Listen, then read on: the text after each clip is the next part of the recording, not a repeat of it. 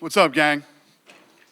All right, the gate tonight was 10,752,296. It's the highest gate for an indoor arena in the history of the continent.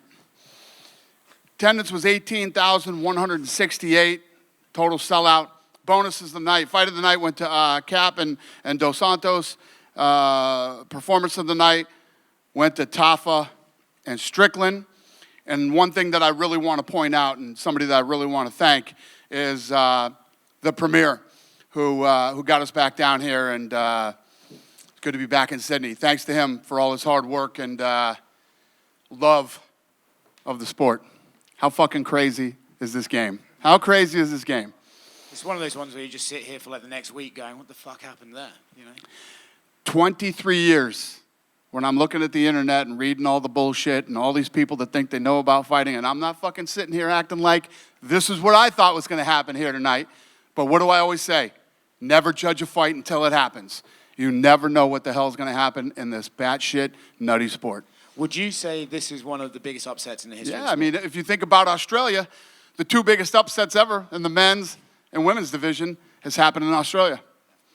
What did you think of, we'll start with Israel, right? What did you think of his performance? I think some people are saying he looked very flat early on. He looked like he sort of didn't deal with the pressure Sean was giving him very well. What did you think of Israel? Israel looked like he was in slow motion. He looked like he couldn't get off. He looked like he was really stiff tonight. He looked very slow.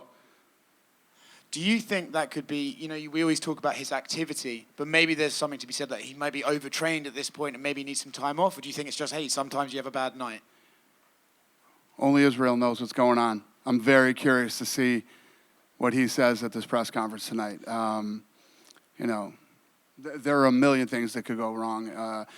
Some days you wake up and it's just not there, man. You just don't, it's not there. He looked bone dry when he came out tonight, standing up really tall, looked very slow, looked like he couldn't get off at all. Even in the fifth round, when everybody knew he needed a knockout to win the fight, there was no sense of urgency to try to finish the fight. So I don't know if he's hurt, if he's, or he's just, you know, tonight's that night.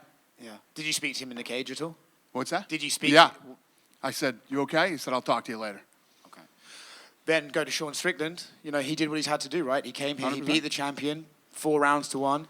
Came into hostile territory, the whole world talking shit about him, the whole world saying he couldn't do it, a 7-1 underdog, came in, almost finished him in the first round, and won the championship, won the world title, man. So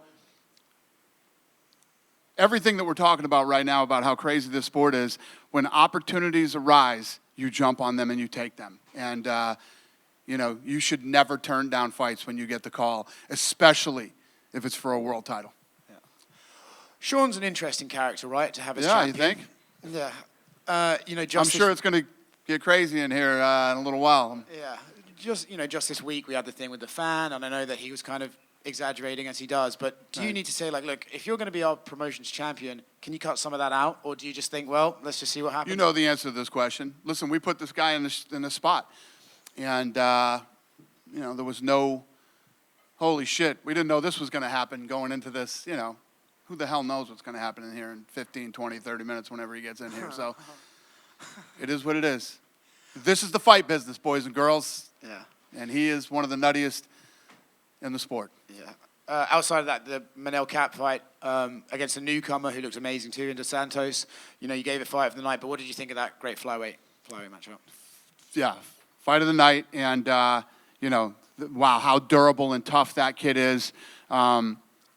I love kids. Again, a kid that got an opportunity, and he came in. He didn't come here to just show up and get paid. He came here to win tonight. I think that kid has a really bright future. I know what the answer is usually to this, but Manel's post-fight speech used a homophobic word. Yeah, I was flying around a little bit tonight. I think these guys get, you know, get a little excited, and, you know, you make bad mistakes. Radke did the same thing, you know, and you know me. We didn't run over to him and say, you better apologize and you better, he did that on his own. You know, when he got back stage, he was embarrassed and, you know, got caught up in the moment. And did you guys talk to him tonight? No, so he felt like he was treated like shit and, all that stuff. And, got emotional and whatever reason. We make mistakes. I am not holier than thou either. So we've all been in positions where we've made mistakes. And like I always say, it's how you recover from it and how you carry yourself after you make the mistake. And he came out and apologized on his own free will. We didn't tell him to do anything. And the fact that he did that means he means it. I don't make anybody apologize for anything. You do what you want. You're grown men and women. You're able to say whatever you want. He did it. He came back. He was embarrassed, and he apologized. So sure some people will accept his apology, and some people won't. Last one for me, just going back to the madness of the main event. Traditionally we see dominant champions get an immediate rematch, right? But Israel just had one of those with the Pereira fights. So do you I know this is a Tuesday question, but do you sort of think, well, let's just book it again because Israel looked so off? Or do you just sort of see how the division plays out and leave Israel on the side for a moment? No, I think you do the rematch, absolutely. I mean, the rematch is interesting. That could be the thing, too. When you think about you're going into the Pereira fight, such a big fight, and you've been in there with this guy so many times, and then you overlook Strickland, and you come in and I don't know. I don't know the answers to these questions, but Israel does, and I'm looking forward to hearing it. Thank you. Dan, is there any medical update on Jack Jenkins? He's one that his arm snapped in half in there. Oh, yeah, I know. I think I don't have any updates here medically, but I think his elbow got dislocated. It just says right elbow here, but it doesn't say.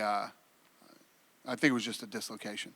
And I'm just curious, how do you come up with a list for bonuses tonight? Because obviously Volkov became the third fighter ever to get a Ezekiel choke. Tyson Pedro had a big performance to kick off this main card. So how do you narrow down just 2-3 names on a? Yeah, I mean Pedro deserves something too. There's guys that these guys we felt won the 50,000. And other guys that did really well tonight will get kicked some money too. And so this is just kind of going off. This is just me being curious. Have you ever thought of just doing a stoppage bonus rather than a performance bonus, like a finish bonus for just anyone who gets a finish, rather than selecting 2 or 3? Nah, this kind of works. Okay. And last one for me. You guys announced the UFC game. Fedor's in it. Did you have to fly to an island to get his permission? We did not. No. Yeah, he's in the game. How'd you pull that one off? I don't know. I guess he wants to be in the game. We paid him an obscene amount of money. I don't know, one or the other. Hey, Dana, just a quick one on Sydney. I mean, it was pretty remarkable to see CKB with 6 fights on one card. What's your reaction to sort of what the gym's been able to do in the region and just the card overall? Yeah, it's incredible. It's incredible what that team has done. And, if you saw some of the footage leading up to the fight, how many people are in that gym training at one time, and they treat Izzy just like they treat everybody else, and Volk, and it's impressive. It's impressive what they built here. For a rematch like Strickland and Adesanya, if that does happen, do you do this in this region yet again because of the fan base, because of the support, potentially maybe even New Zealand, or is that something that you think happens overseas now? I don't even know. When you start looking at the rest of the year and laying out the card, and then getting in, we're already into March of next year. So, as far as fights go, so I don't know. I don't know how that'll play out, but it depends on how fast these guys want us to come back here. Thank you. Yep. Dana, you mentioned fights booked up to March. Is UFC 300 going to be in April? Is that what it's looking like? I don't know off the top of my head. Yeah, have you started thinking about that one at all? Not at all. Because we had Volkanovski back here. He said if him and Islam both win their next fights, he would love to headline. Izzy said earlier in the week he wants to be on that card. People haven't started coming to you yet? There's a lot of stuff that's going to happen between now and then. Yeah. Laura Sanko joined the commentary booth for her pay-per-view debut tonight. Did you get to listen to much, and what did you think? Yeah. The commentary team tonight was awesome. They killed it. Yeah. Do you think she'll get more opportunities on pay-per-views going forward? Sure. Yeah, she's a rock star, man. She's very good at what she does. Yeah, and earlier this week, Tyson Fury and Francis Ngannou did a press conference ahead of their fight, and Tyson was saying after this one, he wants to revisit the John Jones fight, potentially, that you guys were working on. Is that something that would appeal to you at all, depending on how that goes? I don't know. We'll see how it plays out. What do you think of Francis, that he was able to get that fight? We haven't heard you really speak on that. No, good for him. Thank you. Yeah. Dana, just over here. Yep. The last time the UFC came back to Brisbane was 2016, and I know you have the deal with Sydney for the next couple of years, but does the UFC have any plans to come back to Brisbane at all? Plans to go back to where? Brisbane. Where? Brisbane? Yeah. Yes. Listen, we're gonna go everywhere. Now that hopefully the world is back and heading in the right direction again. Hope that stays that way. And yeah, we're going to be traveling everywhere again. There's still so many places that we haven't been since COVID, the beginning of COVID. So still a lot of traveling to do. And just another one, Tom Nolan is just up the road from me, so I thought I'd ask a question of do you have any timeline of when we can see him debut? Tom Nolan, the Dana White's Contender Series. What about him? If you have any timeline of when he'll be debuting. No. And then just lastly, the eternal featherweight champion Justin Van Heerden made weight on Saturday as a backup. I'm just curious if you happen to know him at all, and if so, what are your thoughts? Did who make weight? No. Hey Dana, just over here. I was wondering, did this card surpass your expectations? Because we had a ton of finishes, a ton of great fights, and then obviously, an absolutely amazing title fight in the middleweight division. How did this card match up to your expectations? No. This card absolutely met my expectations. Obviously, I expected a completely different, main event. Whether Izzy won or Strickland won, I expected. I didn't. Nobody saw that coming. That Izzy would come in flat and slow, and whatever's going on with him.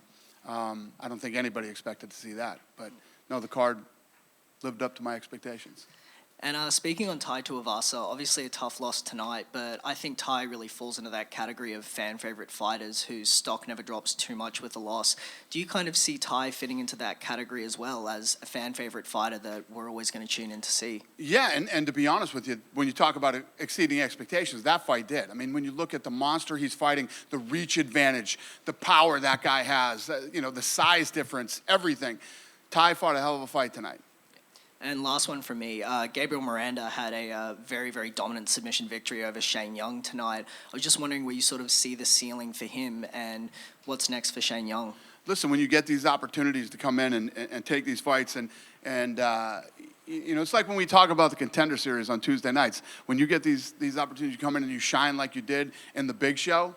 Yeah, it's a big deal. It's a very, very good thing. Hey Dana, Yeah. There's been a lot of questions this week to the fighters about if they'd be interested in fighting on an Auckland card, and Dan Hooker admitted this week that the rumours were made up by him. Are there any truth to the rumours? Are you potentially coming back to Auckland in the next 6 months?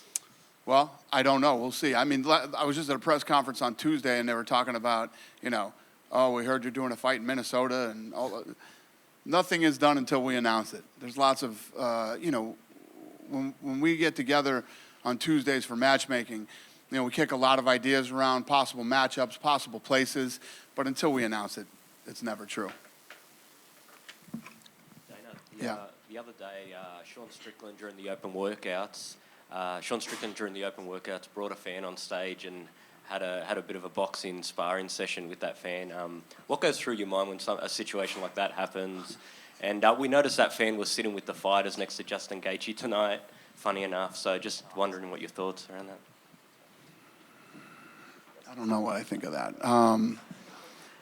He's definitely different. He's very different, and I don't know. He's a different guy.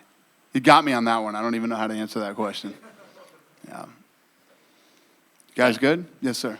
Dan Hooker said at Q&A on Friday night that Volkanovski's next fight was planned to be around February next year. Can you confirm that? Not till we confirm it. Fair enough. And just final question. Do you see Alex Pereira potentially finding his way back into this middleweight title picture if he doesn't succeed at light heavyweight? I don't think so. I think he'll stay at light heavyweight, it'll be, I don't know. But I don't think so. I don't see him cutting back down again. It's a lot of weight to cut. The guy's a monster. Thank you. Thank you. Have a great night, you guys. Thank you.